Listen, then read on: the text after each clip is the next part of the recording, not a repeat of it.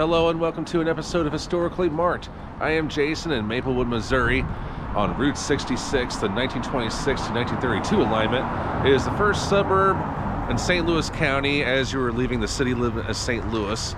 Now I'm going to be showing you two other Route 66 communities that celebrate the heritage of the Mother Road, Shrewsbury and Crestwood, along with Maplewood in this video. But Maplewood's got a lot to see and a lot to shop at and eat at, and there's historical plaques on the ground. This is kind of a remake of a video that I did a few years ago, but I decided to spice it up in time for the 100th anniversary, which is this year in 2026. Now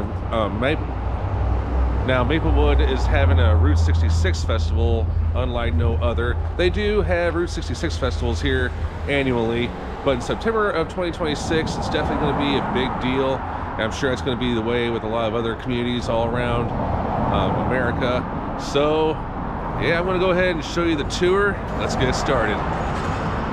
Here are these signs now. St. Louis city limits is, right there. You've probably seen these signs all around that make sure you're in the city limits.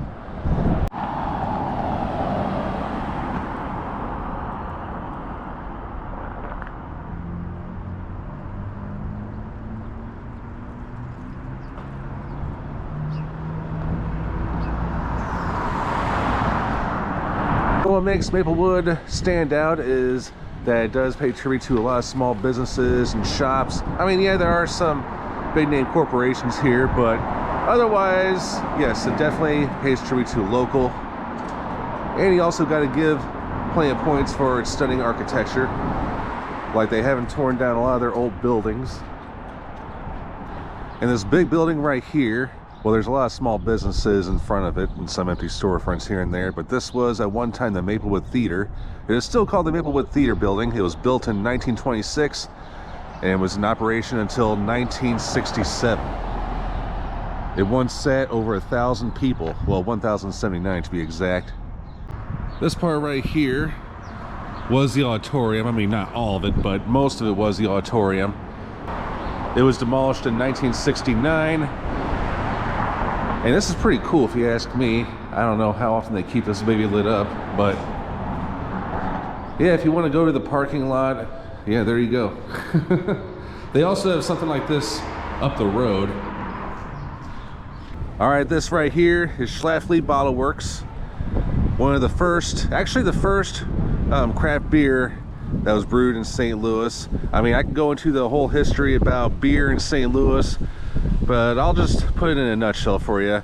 Now, for the longest time, Anheuser-Busch had a big stronghold of what could be served at bars in the St. Louis area as well as other parts of the country. But then it wasn't until 1990s when the craft beer, the home brewing thing became more, dominant. But it really did become very more popular over the years. But Schlafly does take credit. It says over there, the original St. Louis craft beer, fresh here, brewed fresh here, sorry. They'll take you for tours. I've been there a few times. It's a really cool place. They also have a tap room in downtown St. Louis as well as one in Highland, Illinois. Great stuff. So there are 13 plaques from going from east to west. I'll be showing you.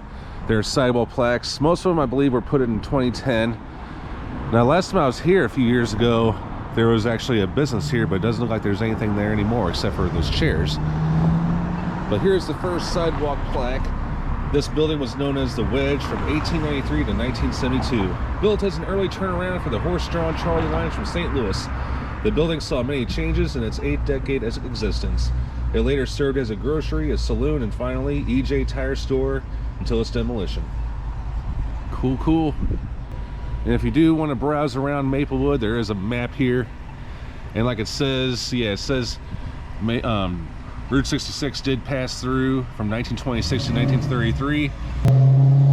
And even though it was for a short time, that doesn't stop the community from holding Route 66 festivals and its roots. I mean, any town that was on Route 66 will definitely pay tribute this year and forever.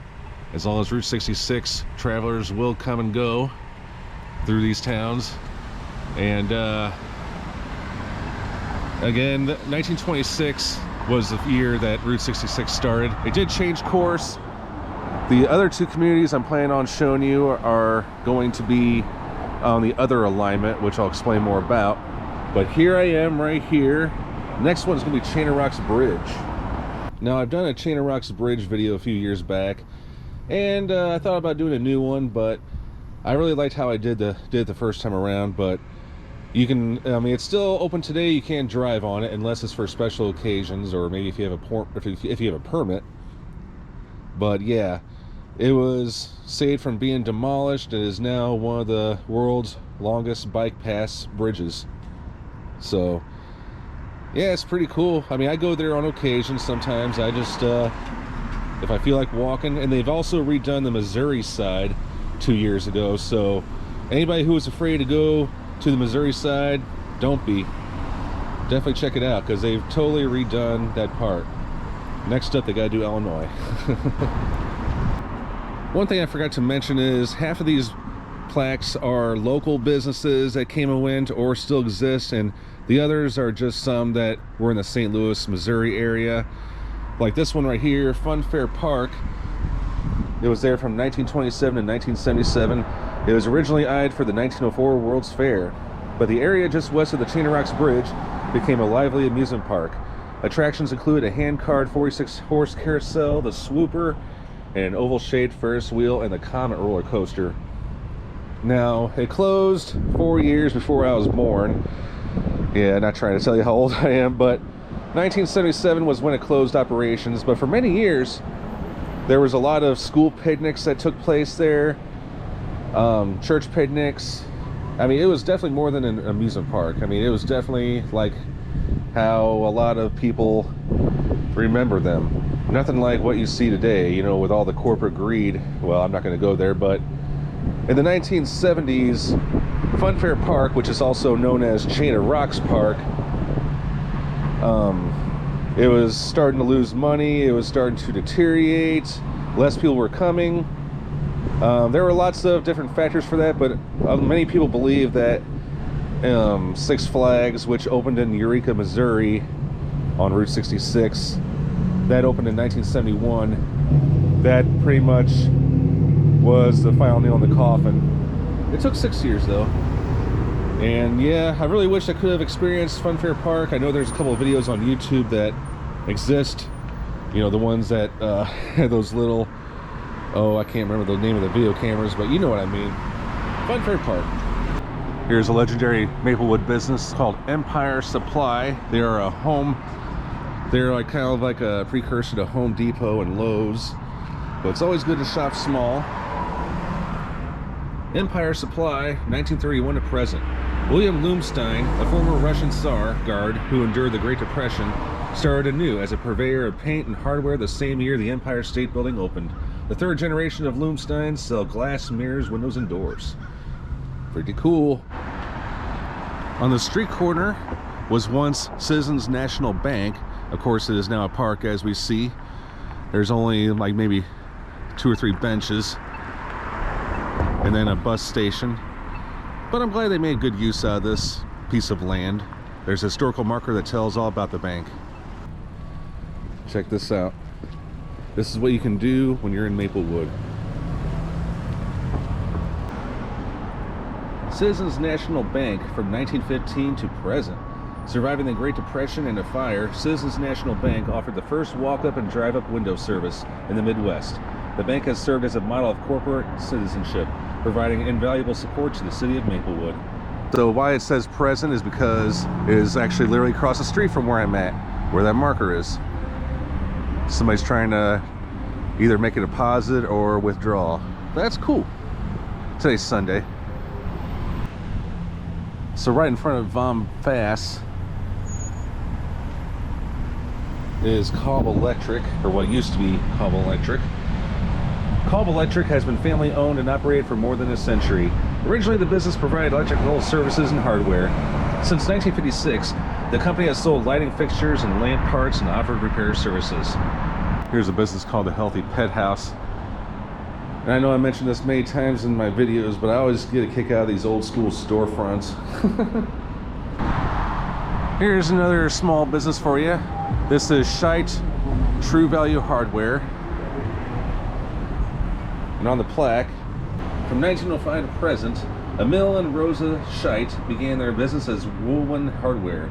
The current store was originally the Maplewood Theater, circa 1910.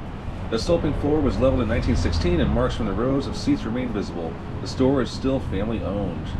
Rocking it out. I see this one's got old school tiles too. Alright, here's one of them most risque places on Route 66. It wasn't really the only one of its kind, but here in St. Louis, yeah. Alright, the Corral Court existed from 1941 to 1993. Rooms with private garages renting for 4 to 8 hours at a time crystallized a racy reputation of mythical proportions for the 77-room Motor Inn. The rate structure was created for tired truckers, but a more discreet clientele were attracted. But yeah, you can still see the parts of the Corral Court at the the Museum of Transportation, which is in West County. But yeah, there were lots of efforts, especially from preservationists, historic preservationists, to save the Corral Court, but they were all unsuccessful. I mean, at the time, there weren't as many Route 66 enthusiasts, I'm imagining. But like it says here, it ceased operations in 1993, and by 1995, it was torn down. It's a nice place I'd like to check out, the game room. Although I'm not really too fond of barcades these days, but still, looks like a neat place. In front of Penzeys Spices is the 66 Park and Theater plaque. Existed from 1947 to 1994. It was in Crestwood. I'll be showing you where it used to be. Not just movies attracted patrons to this open-air theater, advertising cool breezes before the advent of air conditioning.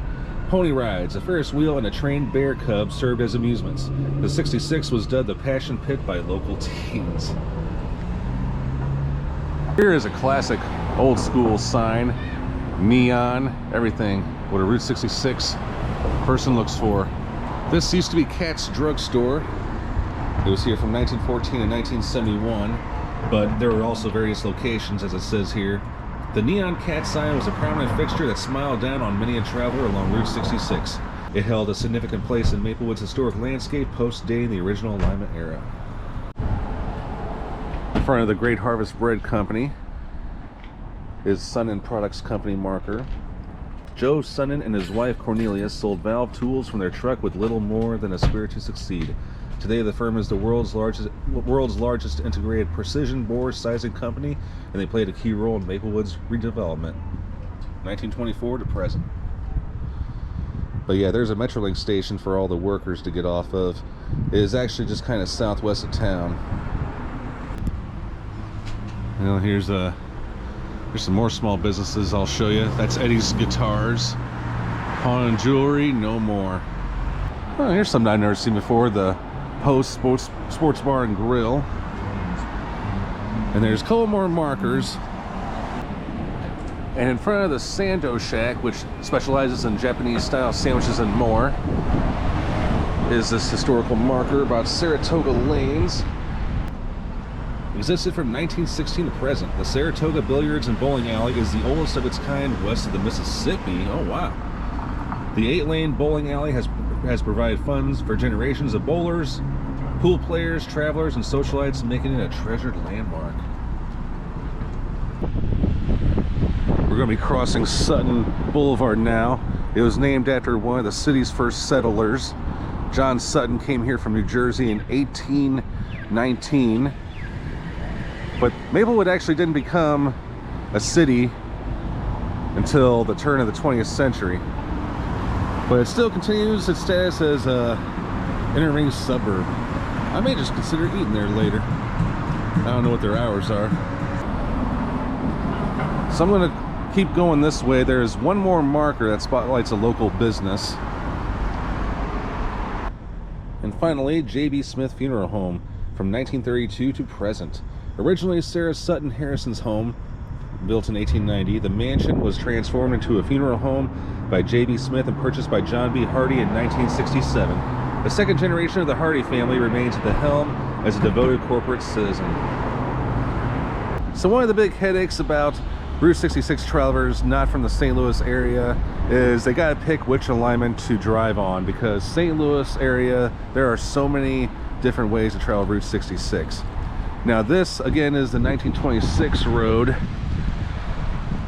but if you keep going straight, it's going to take you into DePere, Ellisville, Baldwin, Wildwood, and then Grace Summit's going to be, I want to say 35 miles from here. That's going to take you to Interstate 44. But there is another alignment I'll show you. So let's get our kicks on the other alignment of Route 66 in St. Louis. Here we go. I am now in Shrewsbury, Missouri, which is the first suburb you encounter when you take the 1932 to 1977 route of Route 66. It is known as Watson Road at the local level, but either way, which alignment you choose, they're not too far from each other. They're about 2 to 3 miles. You might want to take Big Bend and Laclede Station Road, but there's a historical marker here right at Shrewsbury, so here we go. Just keep in mind, no matter what day of the week, there's going to be traffic on these alignments. Throughout Manchester Road and St. Louis County, even Watson Road, there's going to be lots of stop lights, four-way stops. It's not going to be as bad as Santa Monica Boulevard, but... And this is Kenrick Plaza. Walmart's over there. There's Aldi. I suggest parking at Aldi if you want to view this. This is a Route 66 photo deck. And if you want to get a selfie in front of the Frisco trestle, I'll show you a historical marker. All right, so Frisco Railway crossing at historic Route 66 in Shrewsbury, Missouri.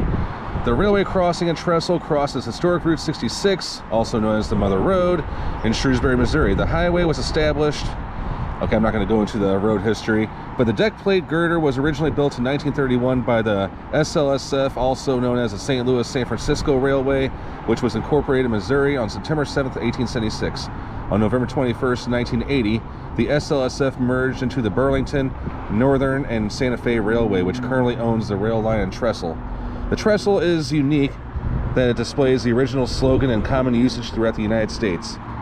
Ship it on the Frisco and could be seen by all traveling westward on Route 66. The original finish has been preserved on this trestle. You can't see it eastbound, by the way. So yes, here is the trestle. It actually looks kind of new despite the graffiti. And Shrewsbury does have a lot of Route 66 banners. Like there's one right over there at that pole. You probably can't see it. But again, there's going to be traffic coming in and out of the city, and I'm going to go ahead and point out to what's that way. You go into the city of St. Louis. If you're going eastbound, you're going to go into Ted Drew's Frozen Custard, which I did an episode on. Great tasty treats. They have a nice gift shop. Your treat will be handed to you upside down, yada yada. And there's also Donut Drive-In. I did a short on that. And then if you're going that way, you're going to go into the suburbs, Marlborough, Crestwood, which I'll be taking you to. This was known as somewhat the Motel Row. I'll show you the site of where Corral Court used to be. And then that is the way if you want to go to the Old Times Beach and Route 66 State Park. This does parallel Interstate 44, which of course did replace Route 66. All right, follow me.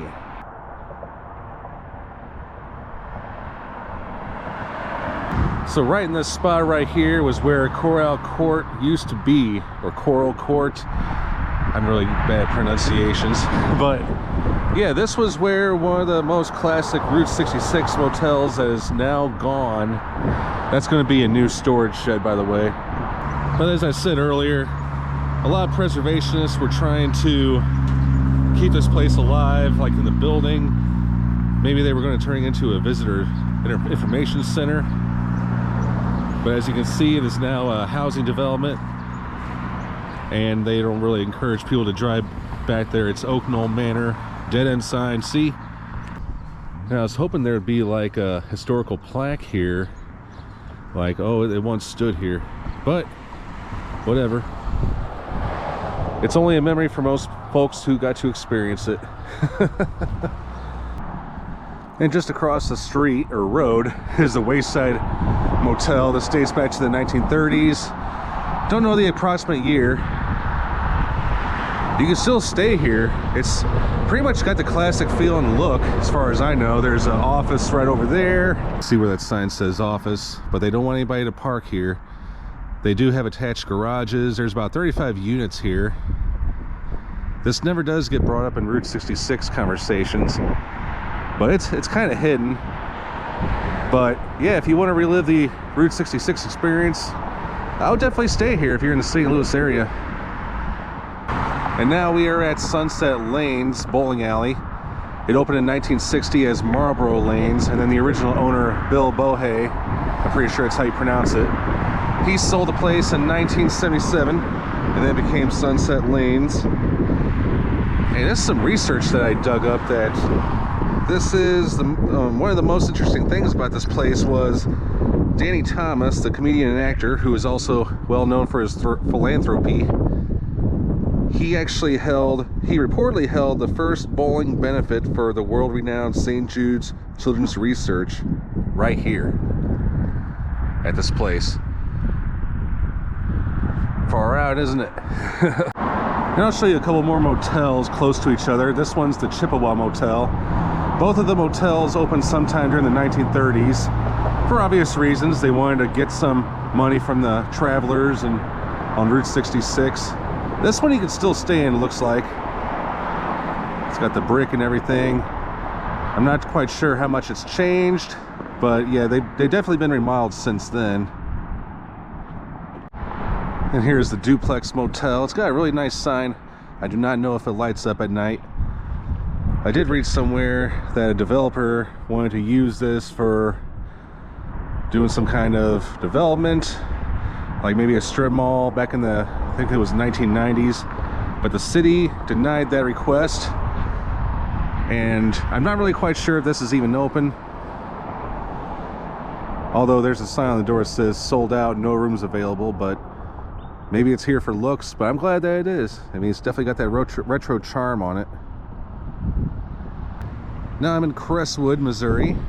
That's Schnucks right there, and some strip mall goodness. Well, there's Woodard and there's Planet Fitness, but right here once stood the 66 Park-In Theater, which we saw the plaque for in Maplewood. It opened September 26, 1947.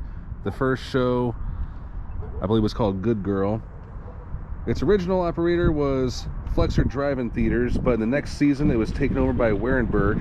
Warenberg Theaters would operate the theater until its closure. The 66 had a capacity of 800 cars, but on October 14th, 1993, the theater would show its last two shows, The Program and The Good Son, the latter with Macaulay Culkin. If I let you go, do you think you could fly? Now, there has been a local movement or effort trying to get a historical marker dedicated to this place, and I believe it was to be put right there, like where that tree is. It's actually a joint effort because KC95, a legendary rock radio station that's still going on, was also first done here in Crestwood. It's actually not too far from here, the original house where it was broadcast, and the tower.